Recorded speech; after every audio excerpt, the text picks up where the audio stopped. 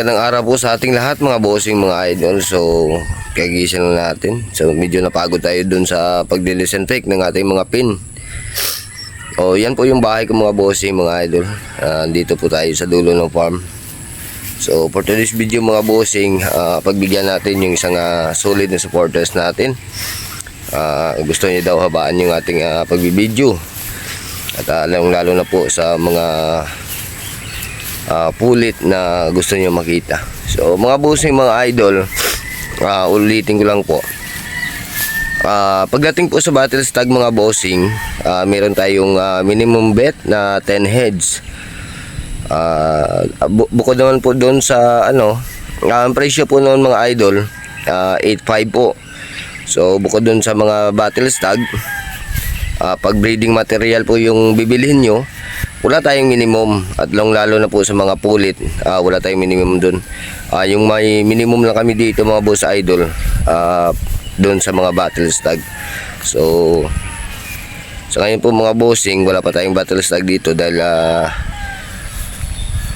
kumbaga na sold out tayo dun sa expo. Meron man pero kaunti lang at wala kayong mapapilian kasi nasa 8 heads lang siguro ito.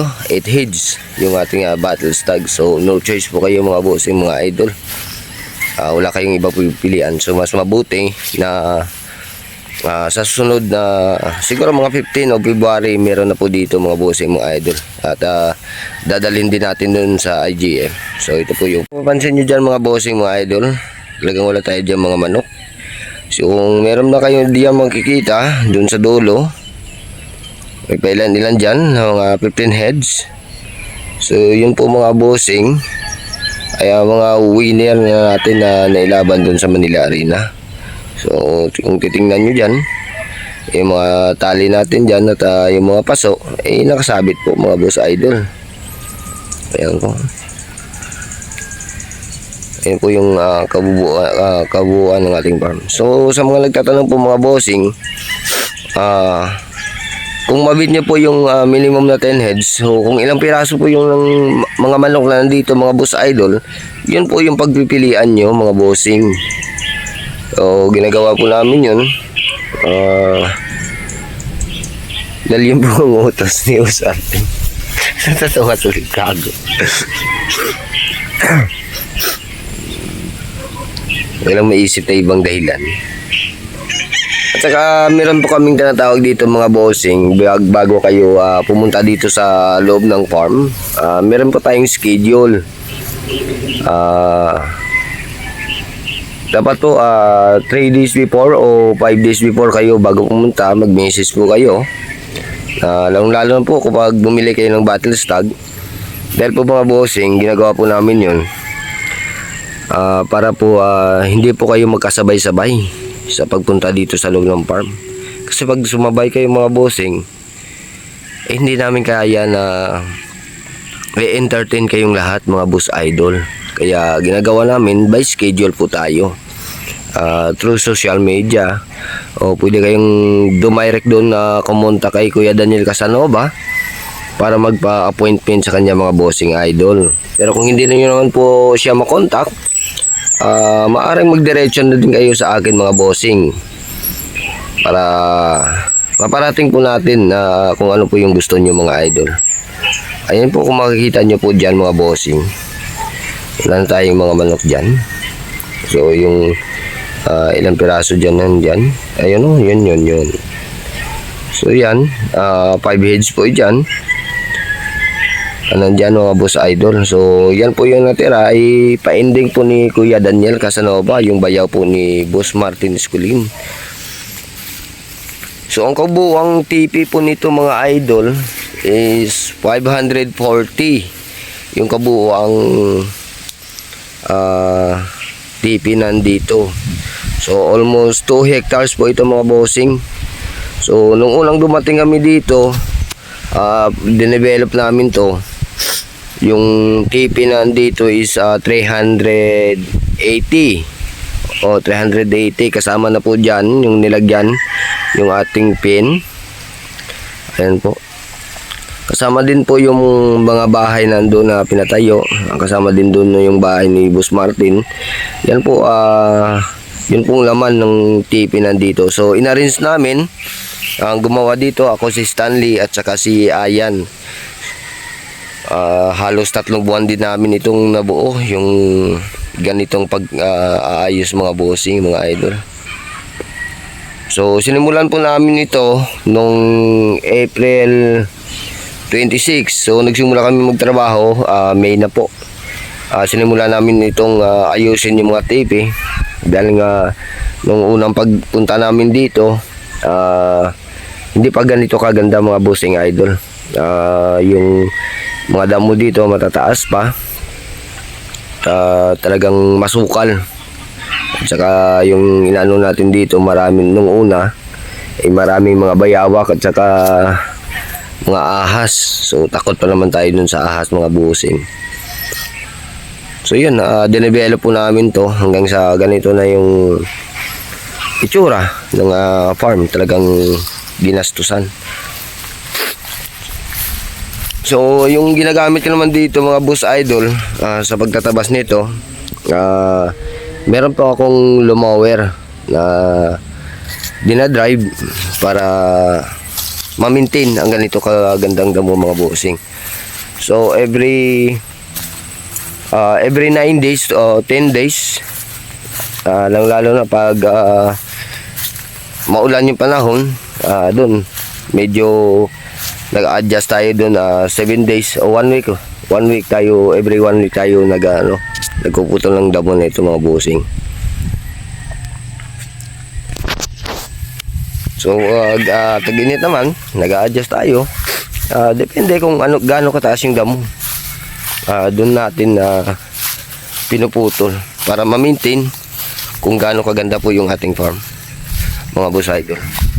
Kasi mas maganda tingnan at saka maaliwalas kung yung farm natin at yung mga facility ay naka-set up.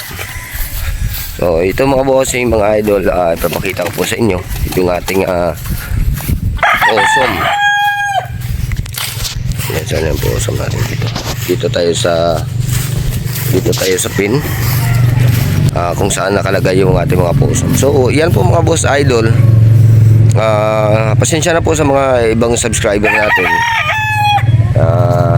na hindi natin mabigyan ng ang tawag dito, schedule.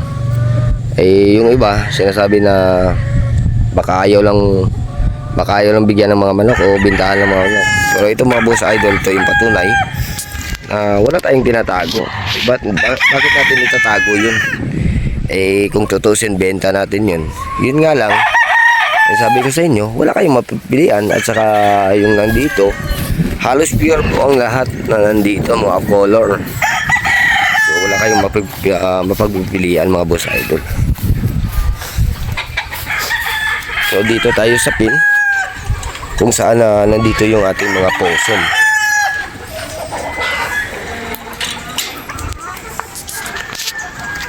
So ito po mga bossing yung ating possum. Ayan. Excuse me. Ayan po mga boss idol yung ating possum. Pure possum po ito mga boss idol. So ayan po yung itsura ng ating possum. So sa possum naman po mga bossing, meron tayong dito 2 pin na available. So nasa 30 heads po ito yung pagpipilian nyo. Yung iba andun. Ito naman po mga boss idol yung ating BB Pulit. Ito tayo.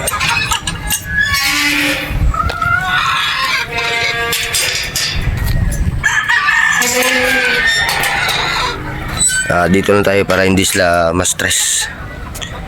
Yan po yung ating mga BB Pulit mga bossing.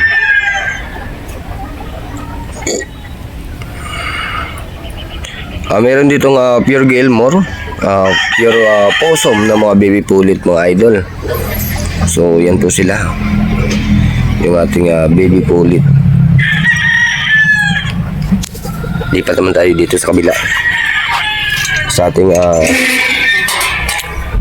Ito naman po mga boss idol, isa sa mga gray na hindi na natin dinala sa expo. Gaya nga nang sabi ko mga bossing, halos sa andito ay mga off color. So yan po yung pagpipilian yung mga bossing. So sa mga solid supporters natin dyan, huwag nga kayo magtampo. Yan po yung ebidensya. So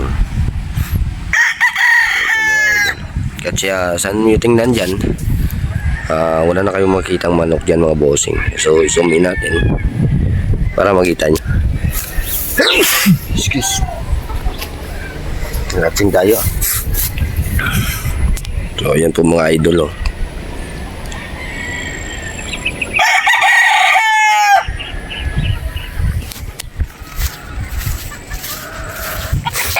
So dito naman tayo sa ating pin number 3, yung ating kung saan yung nandito yung ating mga Boston Roundhead. Ayan po mga bossing yung ating Boston Roundhead na mga pulit. Ilang piraso lang po ito mga boss idol. Ayan po yung ating mga Boston Roundhead na pulit. Ayan.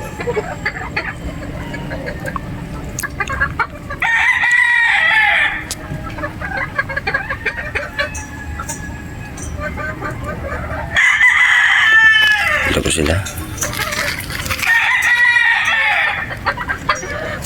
Ayan po mga boss idol, yung ating Boston Roundhead Pulit.